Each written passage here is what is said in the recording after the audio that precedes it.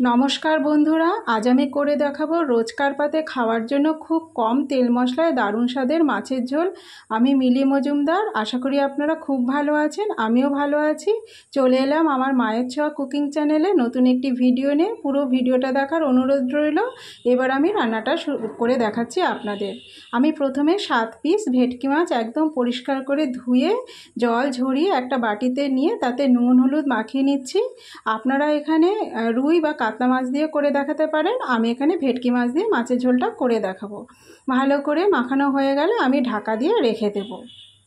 একদম ভালো করে মাখানো হয়ে গেছে, আমি একটা সাইডে ঢাকা দিয়ে রেখে দিলাম। এবারে একটা মিক্সিং জারের মধ্যে আমি 5 কোয়া রসুন, একটা বড় পেঁয়াজ আর 5টা কাঁচা লঙ্কা আর 1 চামচ জিরে দিয়ে ভালো করে এটাকে পেস্ট করে নেব। মশলা বলতে এটাই, আর তেমন কিছু মশলা দেব না। গ্যাসে কড়াই বসিয়ে দিয়েছি, কড়াইতে তেল দিয়েছি, সর্ষের তেল। তেলটা একদম ভালো করে গরম করে নিতে হবে। যে কোনো মাছ ভাজতে গেলে আগে কড়াইতে দিয়ে তেলটা ভালো করে গরম করে নিতে হয়, নইলে মাছটা কড়াইয়ের গায়ে লেগে যাওয়ার সম্ভাবনা থাকে। তাই তেলটাকে ভালো করে গরম করে নিয়েছি, নিয়ে এবার মাছটা আমি দিয়ে দিচ্ছি। আমি প্রথমে 3টে মাছ দিয়েছি দেখুন, তারপরে আবার বাকি মাছগুলো ভেজে নেব। আর গ্যাসটা মিডিয়াম ফ্লেমে দিয়েই আমি মাছটা ভাজবো। আর মাছটা আমি খুব ডিপ ফ্রাই করব না, আপনারা চাইলে ডিপ ফ্রাই করে নিতে পারেন। তবে আমি মাছ হালকা করেই ভেজে নেব। হালকা করেই ভাজলে আমার মনে হয় মাছের টেস্টটা খুব ভালো পাওয়া যায়। আমার 1 পিঠ হয়ে গেছে দেখুন, আর 1 পিঠ যখন এরমভাবে হয়ে যাবে আমি ঠিক সেই পর্যায়ে এসে মাছটা তুলে নেব। আমি একটা মাছ উল্টে আপনাদের দেখাবো যে আর একটা পিঠ কেমন হয়েছে, দেখে নিন। ঠিক একই রকম ভাজা হয়ে গেছে। আমি এবার তেল থেকে ছেঁকে মাছটা তুলে নেব। মাছটা তুলে নিয়ে পরপর আর যেই মাছগুলো রয়েছে আমি ভেজে নেব। সব মাছগুলো আমি তুলে নিচ্ছি দেখুন, একদম তেল থেকে ছেঁকে মাছটা তুলে নিতে হবে। গ্যাসটা মিডিয়াম ফ্লেমে রাখতে হবে। এরপরে আমি পরের মাছগুলো দিয়ে দেব।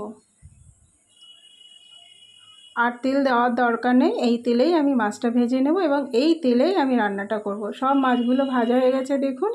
এরপরে আমি কিছুটা আলু কেটে রেখেছি, সেই আলুগুলো এর মধ্যে ছেড়ে দেব। আলুগুলো একটু বড় সাইজ করে, একটু মোটা সাইজ করে আমি কেটেছি। কেটে এইভাবে একটু নেড়ে আমি ভেজে নেব। কোনো ঢাকা দেওয়ার দরকার নেই, গ্যাসটা মিডিয়াম ফ্লেমে রেখেই আমি নেড়ে চেড়ে নেব। এইভাবে নাড়াচাড়া হয়ে গেলে আমি তারপরে এখানে একটু লবণ আর কালারের জন্য একটু হলুদ দিয়ে দেব। দিয়ে আবারও একটু নাড়াচাড়া করব, করে হালকা কালার করে নেব। নাড়াচাড়া করতে করতেই দেখবে আলুতে একটু কালার এসে গেছে, সেই পর্যায়ে এসে আমি আলুগুলো তুলে নেব। দেখুন ভাজা হয়ে গেছে, আলুগুলো আমি তেল থেকে ছেঁকে তুলে নেব। সব আলুগুলো তুলে নিচ্ছি দেখুন। এরপরে বাকি যে তেলটা থাকবে সেই তেলটাতেই আমি রান্নাটা করব, আর কোনো তেল দেব না। তেলে আমি জিরে ফোড়ন দিয়েছি। ফোড়নটা ভালো করে ভাজা হয়ে গেলে আমি যে মশলাটা করে রেখেছিলাম সেটার মধ্যে দিয়ে দিলাম। গ্যাসটা একদম লো ফ্লেমে রাখতে হবে, তা না হলে মশলাটা পুড়ে যাওয়ার চান্স থেকে যায়। মশলাটা আমার হালকা ভাজা হয়ে এসেছে, এর মধ্যে আমি দিয়ে দিলাম কালারের জন্য হলুদের গুঁড়ো আর অল্প শুকনো লঙ্কার গুঁড়ো। যেহেতু আমি 5টা কাঁচা লঙ্কা দিয়েছি তাই অল্প শুকনো লঙ্কার গুঁড়ো দিলাম, আর কিছুটা লবণ, পরিমাণ মতো লবণ দিয়েছি।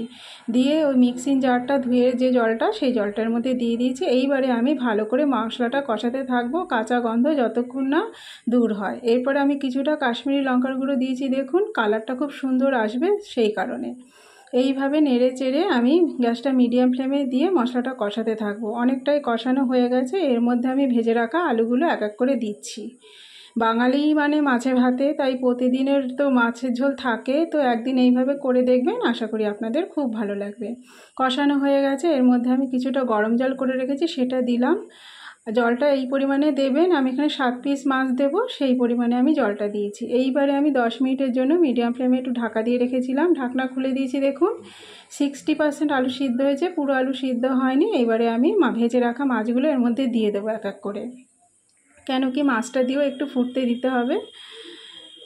ভেজে রাখা মাছগুলো এক এক করে আমি সাজিয়ে সব দিয়ে দেবো, দিয়ে আবারও একটু ঢাকা দিয়ে রেখে দেবো 5 মিনিটের জন্য। বেশি ঢাকা দিতে হবে না, 5 মিনিট দিলেই হয়ে যাবে। আমার আলুটাও সিদ্ধ হয়ে যাবে আর মাছটাও ভালো মজে যাবে। দেখুন 5 মিনিট পর ঢাকনা খুলে দিলাম। এবারে আলুটা একদম সিদ্ধ হয়ে গেছে আর ঝোলটা টকবক করে ফুটছে, খুব সুন্দর গন্ধ বেরিয়ে গেছে। এরপরে আমি উপর থেকে একটু ধনেপাতা দেবো। ধনেপাতা যে দিতে হবে এমন কোনো মানে নেই, ঘরে থাকলে দেবেন, না থাকলে দেওয়ার দরকার নেই। দিয়ে একটুখানি 2 মিনিট ফুটিয়ে আমি নামিয়ে দেবো। আমার একদম ঝোলটা কমপ্লিট হয়ে গেছে। গরম গরম ভাতে খুব অসাধারণ খেতে লাগে এমন মাছের ঝোল। আর একটা ফোঁটাও দেখে বুঝবেন না যে এতে তেল কম দিয়েছি। দেখুন, আপনারাই তো দেখতে পাচ্ছেন। তো বন্ধুরা, আমার রান্নাটা কেমন হয়েছে অবশ্যই একটা কমেন্টে জানাবেন। ভালো লাগলে একটা লাইক করে দেবেন, আর যদি ভালো লেগে থাকে একদিন হলেও করে খেয়ে দেখবেন। আমার রান্নাটা যদি ফেসবুক পেজ থেকে দেখে থাকেন, পেজটা ফলো করবেন। ইউটিউব থেকে দেখে থাকলে চ্যানেলটা সাবস্ক্রাইব করে দেবেন, আর পাশে থাকা বেল আইকনটি অবশ্যই প্রেস করবেন। তাহলে আমার নতুন আপলোড করা ভিডিওর নোটিফিকেশন সবার আগে আপনার কাছে পৌঁছে যাবে। সুস্থ থাকবেন, ভালো থাকবেন, দেখা হবে পরবর্তী